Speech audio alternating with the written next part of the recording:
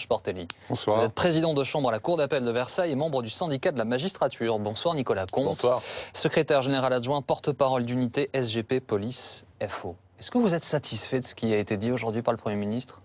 Je crois que déjà, il faut tordre le cou à une idée. Le Premier ministre, il ne fait pas des annonces par rapport à la mobilisation d'aujourd'hui.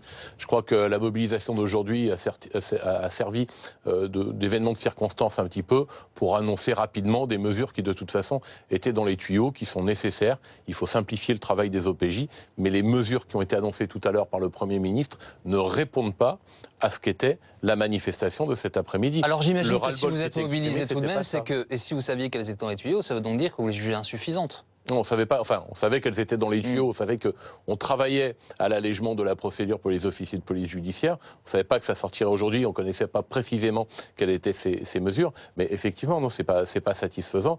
Ce que les policiers sont venus exprimer aujourd'hui, c'était pas uniquement des questions de charge de procédure. C'est un ras-le-bol plus général sur la manière dont fonctionne la police et également dans la manière dont fonctionne la justice. C'est tout le système qui semble aujourd'hui au point mort. Vous savez à quel point l'image est importante. Manuel Valls ne fait pas les choses au hasard. Il s'est entouré de Christiane Taubira et de Bernard Cazeneuve pour signifier, un peu comme ce soir, vous êtes tous les deux sur ce plateau, que c'est un travail commun et que vous œuvrez tous dans le même sens. Serge Portelli, vous pensez quoi de ces déclarations aujourd'hui ? Oui, mais pour revenir à ce que vous disiez, j'ai l'impression, quand je regarde un peu la télé ou j'écoute la radio, que la police et la justice sont deux ennemis qui combattent sous les yeux d'un gouvernement qui n'en peut mais. Bon, c'est vrai qu'il y a des différences, il y a des divergences même. Et moi, j'ai été 25 ans juge d'instruction, j'ai travaillé en étroite collaboration avec les policiers. Et on a mené des affaires, enfin, je n'aurai pas le temps de vous parler, mais une liaison plus étroite que celle-là entre un magistrat et des policiers, ça me paraît difficile. Donc, je veux dire, qu'il y ait des divergences, oui, évidemment, qu'on ne soit pas d'accord sur beaucoup de choses, oui, c'est vrai, mais il ne faudrait quand même pas que la population, l'opinion publique, croit que la procédure pénale, en fait, est livrée à deux bataillons ennemis qui prennent le terrain comme un jeu de guerre. C'est pas ça du tout. Voilà. Maintenant, effectivement, il y a ces divergences qui concernent la procédure pénale en général, les formalités qui sont accomplies et qui sont aux yeux des policiers trop lourdes. Et puis, bon, il y a ces annonces qui sont faites par le Premier ministre. Est-ce que ça va changer grand-chose ? Je ne le crois pas trop. Et ce qui me choque, si vous voulez, c'est que moi, je suis comme tout le monde, enfin, y compris les policiers. Ce qui s'est passé, ce policier qui est entre la vie et la mort, je suis aussi ému que... Ouais, il a été touché par un détenu qui était en cavale après une permission. Oui. Il n'avait pas intégré sa cellule, c'était en mai dernier. Voilà. Alors ça, c'est tragique, c'est un drame fantastique. Et puis là, on arrive tout d'un coup à des revendications salariales ordinaires. Il n'y a pas assez de fonctionnaires dans la police. Il faut ménager, il faut réformer un peu le code de procédure pénale. Bon, c'est bien qu'on en parle, mais je ne vois pas forcément toujours le rapport entre ce qui s'est passé et puis les réformes qu'on nous annonce. Nicolas Comte. Non, je mets les réformes de côté, parce qu'encore une fois, les réformes qui sont annoncées, ce n'était pas le sens de la mobilisation d'aujourd'hui. Mais pour répondre à ce qui vient d'être dit, moi je partage en grande partie le constat sur le travail notamment entre les policiers et les magistrats au quotidien, parce qu'on fait des boulots qui sont complémentaires, on intervient souvent les premiers, et ensuite la justice fait son œuvre. Mais tout simplement, ce qu'il faut comprendre, c'est qu'aujourd'hui, il y a une situation dans laquelle les policiers, depuis plusieurs mois, ont un véritable ras-le-bol de leurs conditions de travail et surtout se posent des questions sur le sens du travail et des missions qu'ils mènent.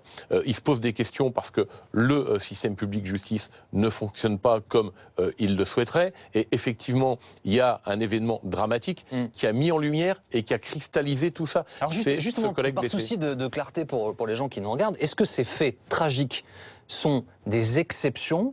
Ou est-ce qu'elles mettent en lumière un système qui dysfonctionne complètement, selon vous? C'est heureusement une exception, parce que tous les jours, il n'y a pas des collègues qui prennent une balle dans la tête par un individu en cavale. Simplement, on s'aperçoit visiblement, parce que là aussi, sur cette affaire, la garde des Sceaux, à l'époque, a parlé d'une enquête qui serait faite pour savoir exactement ce qui s'était passé. Je ne suis pas sûr que l'enquête soit lancée à l'heure où je vous parle. Il semblerait donc que les magistrats qui prennent des décisions de d'autorisation de sortie, n'est pas forcément, et c'était rappelé par la magistrate dans le sujet que vous avez passé, n'est pas forcément toutes les informations concernant l'éventuelle dangerosité d'un détenu. Nous considérons par exemple aujourd'hui que le renseignement pénitentiaire est sous-estimé au sein du ministère de la Justice. Serge Portelli.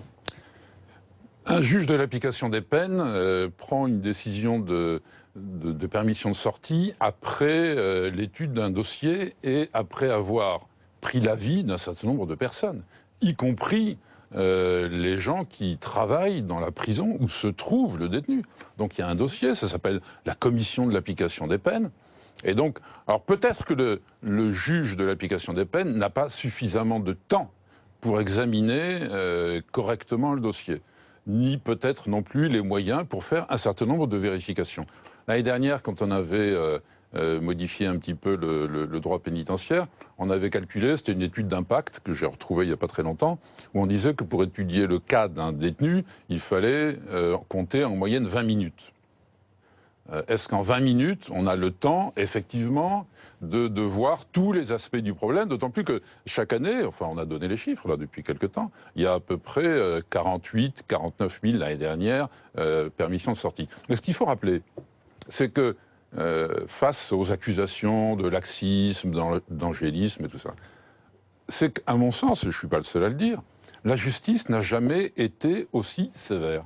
Et que, je vous donne juste quelques chiffres, mais je pense pas que ça va ennuyer les auditeurs, mais on parle des permissions de sortie. Elles sont en baisse. Ouais. Depuis 5 ans, on est passé de 62, 63 000 à 48 000 l'année dernière. Manuel Valls les a rappelés cet après-midi. Ben oui, donc mais je voudrais la sévérité, c'est quoi? Je voudrais vous poser une question à tous les deux. Je vous écoute avec attention et j'ai la sensation que c'est une question de moyens finalement.